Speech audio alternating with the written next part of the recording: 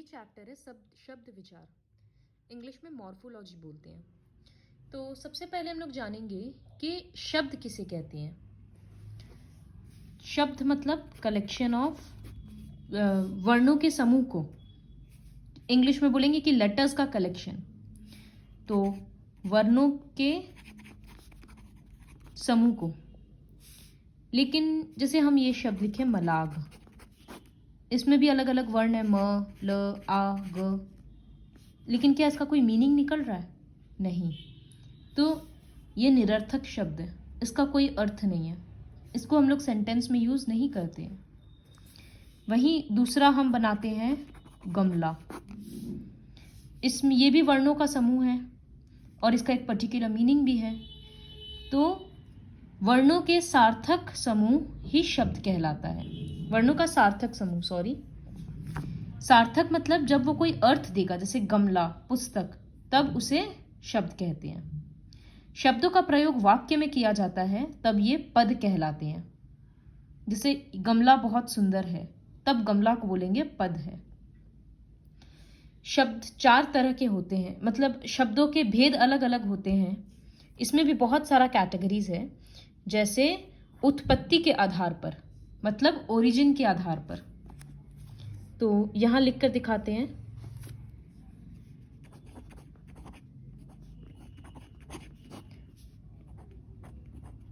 उत्पत्ति के आधार पर शब्द 4 तरह के होते हैं। एक होता है तत्सम शब्द। इस तरह से फ्लोचार्ट बनाकर लर्न करना तो इजीली लर्न होगा। तत्सम शब्द किसे कहते हैं? ये शब्द संस्कृत वर्ड्स होते हैं और इसको हम लोग हिंदी में बिना चेंज किए यूज करते हैं। जैसे क्षेत्र, ग्राम, ये जो सारा शब्द है ये संस्कृत वर्ड्स है, लेकिन ये हिंदी में भी यूज किया जाता है बिना किसी चेंजेस के। तो ये सारा हो गया तत्सम शब्द। दूसरा कैटेगरी होता है तद्भव। ये सारा संस्कृत का वर्ड्स होता है, संस्कृत के वर्ड्स को चेंज करके हम लोग हिंदी में लिख देते हैं। जैसे क्षेत्र को लिखेंगे खेत, तो ये तत्सम रूप है, ये तद्भव रूप है। इसी तरह से दिवस तत्सम है, संस्कृत में होता है, इसी का हिंदी रूप है दिन। तो संस्कृत के वो शब्द जिन्हें हम हिंदी में परिवर्तित कर देते हैं, हिंदी भाषा में, उन्हें तद्भव कहते हैं। तो तत्सम तद्भव का पूरा ये टेबल लर्न करना बहुत इंपॉर्टेंट है। क्षेत्र खेत, दिवस दिन, आम्र आम, निद्रा नींद, सूर्य सूरज, इस तरह से। फिर होता है देशज शब्द। देशज मतलब देशज अगर हम लोग ऐसे करेंगे तो देश और ज मतलब जन्मा, तो जो शब्दों का जन्म अपने देश में हुआ हो उसे देशज शब्द कहते हैं। लात, थैला, जुग्गी, ये सारे शब्द अपनी बोलचाल में हम लोग आमतौर पर जो बोलते हैं उसमें यूज कर लेते हैं, इसको देशज शब्द बोलते हैं। फिर होता है विदेशज। वो नाम से समझ में आ रहा है जिसका उत्पत्ति विदेश में हुआ हो। फॉरेन वर्ड्स जो हैं उन्हें विदेशज शब्द कहते हैं। तो विदेशज में बहुत सारा कैटेगरीज है, जैसे कुछ हम लोग इंग्लिश से लिए हैं तो अंग्रेजी से लिए, जैसे मीटर, पुलिस, रेल, बस, डॉक्टर, इंग्लिश वर्ड्स है, हिंदी में भी यूज होता है। तुर्की व पुर्तगाली मतलब टर्की या पोर्टुगल से लिया हुआ वर्ड्स। गोदाम, कनस्तर, गलीचा, तौलिया, कारतूस। तो ये पूरा लर्न करना ही पड़ेगा, क्योंकि ये आइडेंटिफाई करने के लिए आएगा।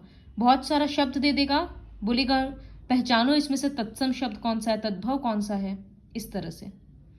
अरबी व फारसी, आसमान, कैदी, हाजिर, कदम, अक्ल।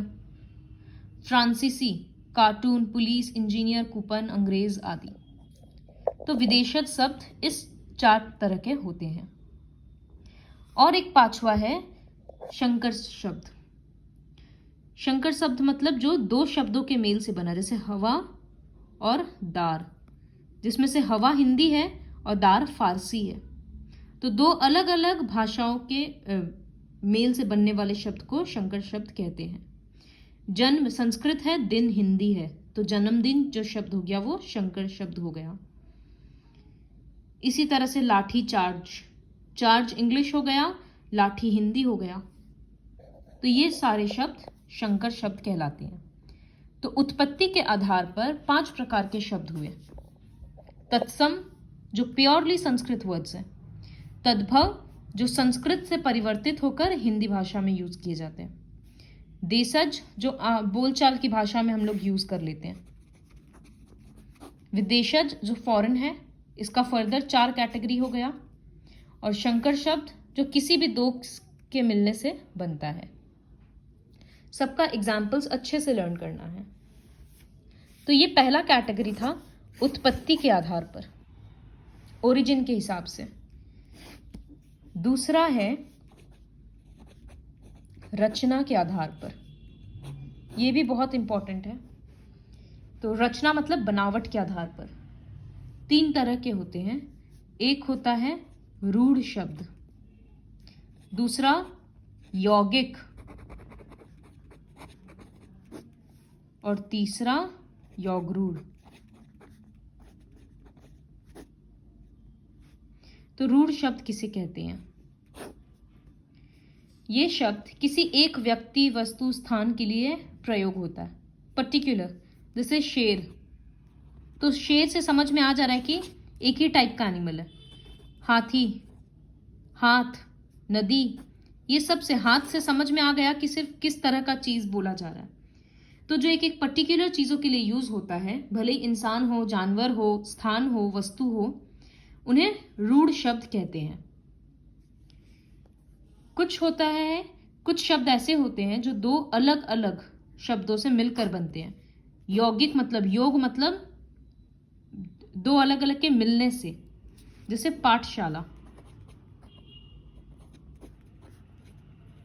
तो पाठ प्लस शाला। सुपुत्र,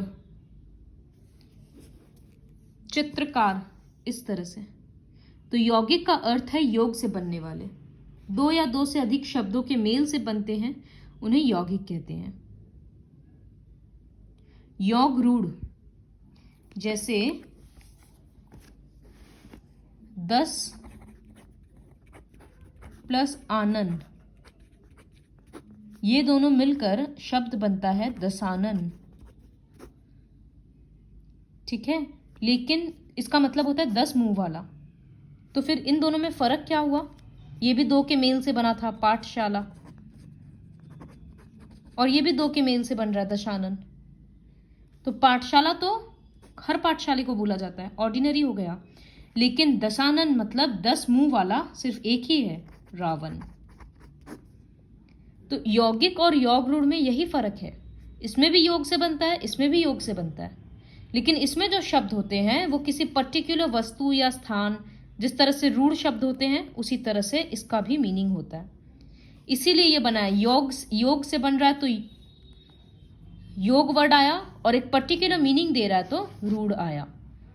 तो दोनों को मिलाकर बनता है यौगरूढ़ शब्द। जैसे नीलकंठ, नील प्लस कंठ से बना, लेकिन नीला कंठ किसका है? मतलब ब्लू कंठ, गला किसका है? शिव जी का। तो नीलकंठ सिर्फ शिव को बोलते हैं। हिम प्लस आलय, हिमालय, कौन सा पहाड़ है? समझ आ गया, एक पर्टिकुलर पहाड़ को बोलते हैं। तो इसीलिए इन्हें यौगरूढ़ शब्द कहते हैं। तो रचना के आधार पर 3 प्रकार के शब्द हो गए, रूढ़, यौगिक और यौगरूढ़। फिर प्रयोग के आधार पर, यूज के आधार पर, तो ये काफी इजी है, विकारी शब्द और अविकारी शब्द।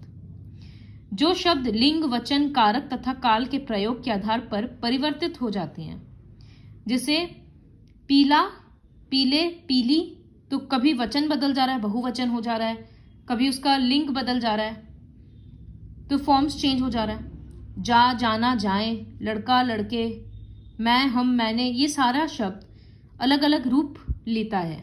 डिपेंड करता है कि वो सेंटेंस में सिंगुलर के फॉर्म में आया है या प्लूरल के फॉर्म में आया है, स्त्रीलिंग के लिए हुआ है या पुल्लिंग के लिए, पुल्लिंग के जगह पे हुआ है। तो जो शब्द अपना रूप बदल लेते हैं वो विकारी शब्द होते हैं। बहुत सारे शब्द ऐसे होते हैं जो कभी अपना फॉर्म नहीं बदलते, ना सिंगुलर में ना जेंडर के टाइम पे। जैसे ऊपर, धीरे, नीचे, सिंगुलर के लिए भी नीचे, प्लूरल के लिए भी, स्त्रीलिंग में भी, पुल्लिंग में भी, के ऊपर, के आगे, के नीचे। फिर विस्मयादि बोधक में जो भी हम लोग यूज करते हैं, एक्सक्लेमेशन वाला, वाह, शाबाश, हाय। समुच्चय बोधक में और, क्योंकि, किंतु। तो ये सारे शब्द अपना रूप कभी नहीं परिवर्तित करते हैं, बदलते हैं, तो इन्हें अविकारी शब्द कहते हैं। ये हम लोग पहले के क्लास में अव्यय शब्द के नाम से पढ़े थे। ये सारा हम लोग इसके पहले साल ग्रामर में पढ़ चुके हैं ऑलरेडी। तो प्रयोग के आधार पर अविकारी और विकारी हो गया। नेक्स्ट है अर्थ के आधार पर। तो जब किसी शब्द का अर्थ बनता ही नहीं है, जैसे हम शुरू में दिखाए थे मलाग, तबला, तबला नहीं बतला, तो जिन शब्दों का कोई अर्थ नहीं होता उन्हें निरर्थक शब्द कहते हैं, और जब शब्दों का अर्थ होता है तो उन्हें सार्थक शब्द कहते हैं। सार्थक शब्द 4 प्रकार के होते हैं।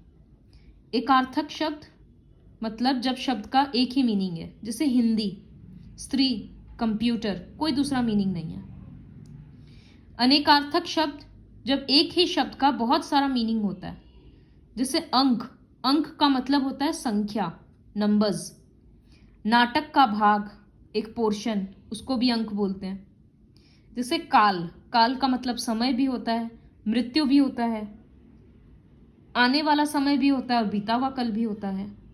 तो एक ही शब्द है, बहुत सारा मीनिंग है, तो अनेकार्थक शब्द। समानार्थक शब्द मतलब समान अर्थ वाले।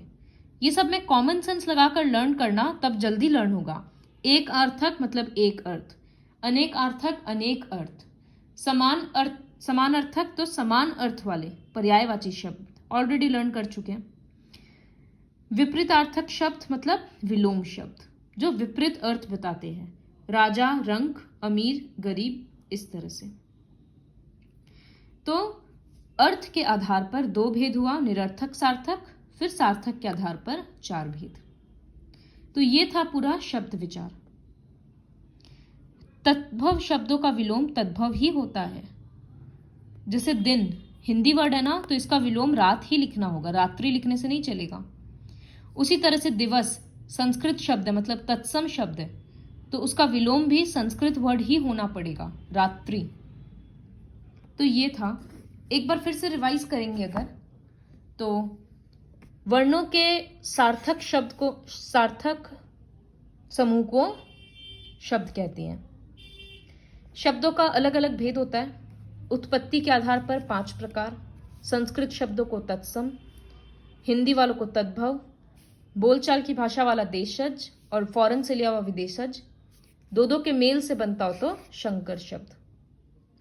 रचना के आधार पर रूढ़, यौगिक, योग रूढ़। रूढ़ मतलब जो एक पर्टिकुलर चीज के लिए यूज किया जाता हो, वस्तु के लिए, जानवर के लिए, किसी भी चीज के लिए। यौगिक मतलब 2 शब्दों के योग से बनता हो, और योग रूढ़ मतलब योग से भी बन रहा है लेकिन एक पर्टिकुलर मीनिंग भी दे रहा है। फिर प्रयोग के आधार पर विकारी और अविकारी, और अर्थ के आधार पर ये सारा। तो अब ये सारा खुद से करना है। अब जैसे ये क्या है, निम्नलिखित वाक्यों में रेखांकित तत्सम शब्दों के तद्भव रूप पर सही का चिन्ह लगाएं। तो तत्सम मतलब संस्कृत शब्द, गृह संस्कृत शब्द है, इसका तद्भव रूप होगा घर, तो यहां टिक किया हुआ है। मुख मतलब मुंह, रात्रि रात, सप्त मतलब 7, तो वो सब टिक किया हुआ है। निम्नलिखित शब्दों को अनेक घर तक उनके घर तक रेखांकित करके पहुंचाए। तो हिमालय, हिम प्लस आलय, योग से बन रहा है और एक पर्टिकुलर माउंटेन है तो योग रूढ़। हाथ, रूढ़। लंबोदर, लंबा प्लस उदर, गणेश जी के लिए होता है तो योग रूढ़। जलज, जल प्लस ज, यौगिक। तो इस तरह से करना है सारा। फिर ये सारा शब्द दे दिया, इसमें से तत्सम, तद्भव, देशज, विदेशज छांट कर लिखना है। ऑलरेडी किया हुआ है तो यहाँ से एक बार रिवाइज कर लो, फिर हम एक्स्ट्रा वर्कशीट्स करने के लिए देंगे। यहाँ पर है कि जंबल करके लिखना है, तो बादाम, गिलास, और ये वाला खुद से लिखना है, अंतर बताइए। बेसिकली दोनों में डेफिनेशन लिखकर एग्जाम्पल लिखना है। तो ये पूरा चैप्टर को अच्छे से समझ लो with the help of this video.